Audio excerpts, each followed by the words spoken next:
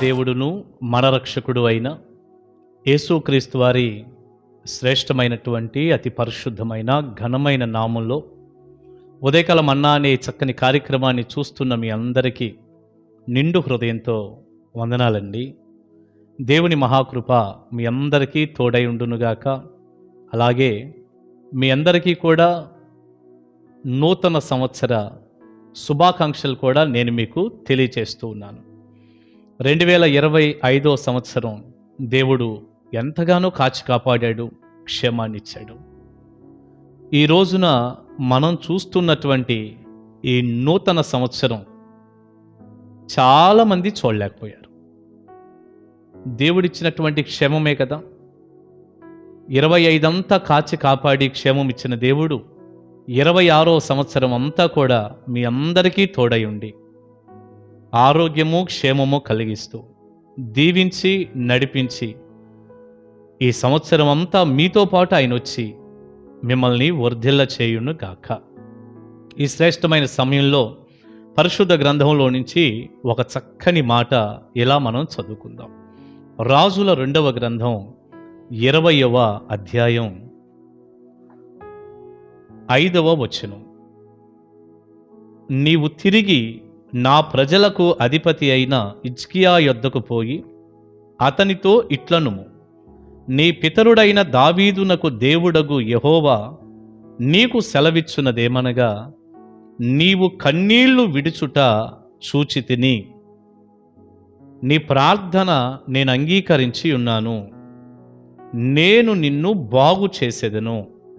3వ దినమున నీవు యెహోవా మందిరమునకు ఎక్కిపోవుదు. నీవు కన్నీళ్లు విడుచుట చూచితిని. హిజ్కియా అనబడినటువంటి రాజుతో దేవుడు చెప్తున్నటువంటి మాట.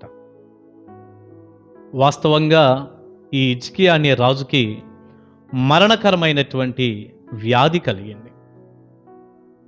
ఆ సమయంలో యెషయా అనే ఒక గొప్ప ప్రవక్త అక్కడ ఉన్నారు.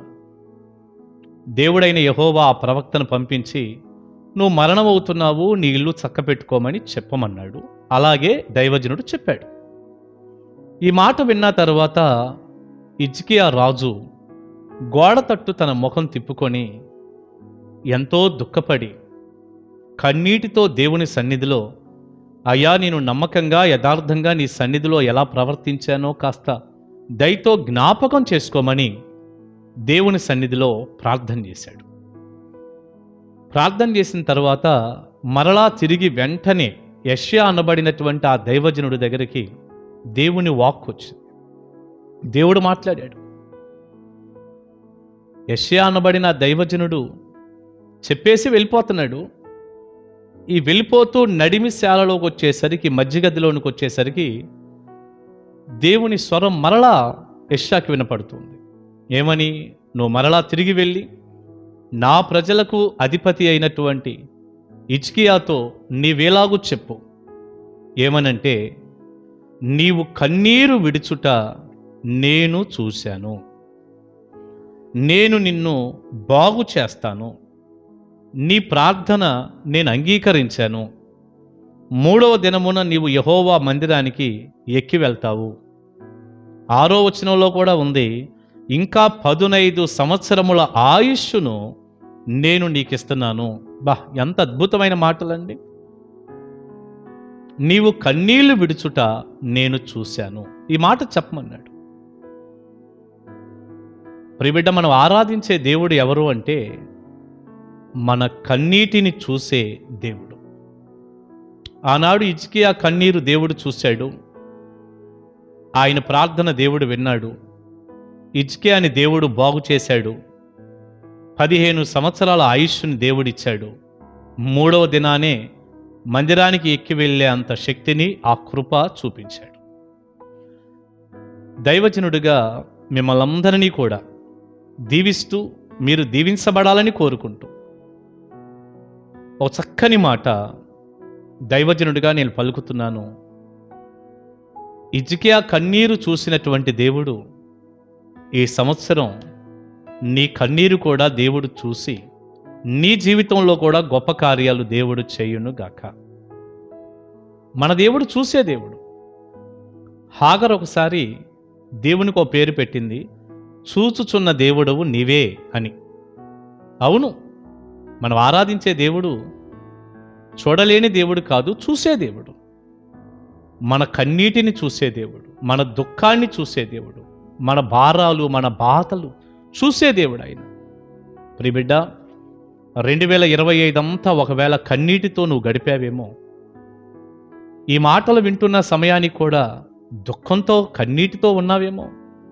అది ఏ సమస్య అయినా కావచ్చు, ఏ ఇబ్బంది అయినా కావచ్చు, నీ దుఃఖానికి ఏ సమస్య అయినా కారణం కావచ్చు. దేవుడు నీకు ఒక వాగ్దానం చేస్తున్నాడు. ఈ సంవత్సరం మా పరిచర్యలో దేవుడిచ్చినటువంటి వాగ్దానం ఇదే. నీకు దేవుడు ఈ ఉదయకాల మన్నా ద్వారా ఒక వాగ్దానం చేస్తున్నాడు. ఏంటో తెలుసా? నీ కన్నీళ్ళు నేను చూశాను. నువ్వు కన్నీళ్లు విడవటం చూశాను. ధైర్యంగా ఉండు. నీ కన్నీరు నేను తుడుస్తాను. నీ ప్రార్థన నేను విన్నాను. నిన్ను బాగు చేస్తాను. నీ ఆయుష్ పొడిగిస్తాను. నీ జీవితంలో గొప్ప కార్యాలు చేస్తాను ప్రభు అంటున్నాడు. ప్రియబిడ్డ, నువ్వు ఏ విషయాన్ని బట్టి ఏడుస్తూ దుఃఖపడుతూ బాధపడుతున్నావో కానీ నీ కన్నీరు నాట్యంగా దేవుడు చేయబోతున్నాడు. ఈ 2026 సంవత్సరం అంతా కూడా అద్భుతమైనటువంటి ఒక విడుదల సంవత్సరంగా, దీవెనకరమైన సంవత్సరంగా, నీ కన్నీరు తొడవబడి ఆనందంతో నువ్వు గంతులు వేసే ఒక చక్కని సంవత్సరంగా దేవుడు నీకు ఉంచబోతున్నాడు. ధైర్యంగా ఉండు, సంతోషంగా ఉండు. దేవుడు నీకు తోడుగా ఉంటాడు. ఎవరు చూడట్లేదు అని దిగులు పడకు. నీ వేదన, నీ దుఃఖం, నీ కన్నీరు తెలిసినవాడు, చూసేవాడు ప్రభు అయిన యేసుక్రీస్తు వారు. ఆయన నీ జీవితంలో గొప్ప కార్యాలు చేయబోతున్నాడు, చేస్తాడు. ధైర్యంగా ఉండు, సంతోషంగా ఉండు. ఈ సంవత్సరంలో నీకు మేలు కలుగునుగాక, కృప కలుగునుగాక. దైవాశీస్సులు మీ అందరికీ ఉండునుగాక. ఆమేన్. ప్రార్థన చేసుకుందాం. పరిశుద్ధుడా, ప్రేమగల తండ్రి, ఈ నూతన సంవత్సరం చక్కని వాగ్దానంతో మీ బిడ్డలతో మీరు మాట్లాడుతూ వస్తున్న అమూల్యమైనటువంటి ఈ వర్తమానం కొరకు వందనాలయ్యా. మా కన్నీరు నువ్వు చూసే దేవుడు. ఈ వర్తమానం వింటున్న సమయానికి ఎంతమంది దుఃఖంతో వేదనతో ఉన్నారు, వారందరి కన్నీరు మీరు తొడవండి, ఆదరించండి, ఓదార్చండి, గొప్ప కార్యాలు చేయండి.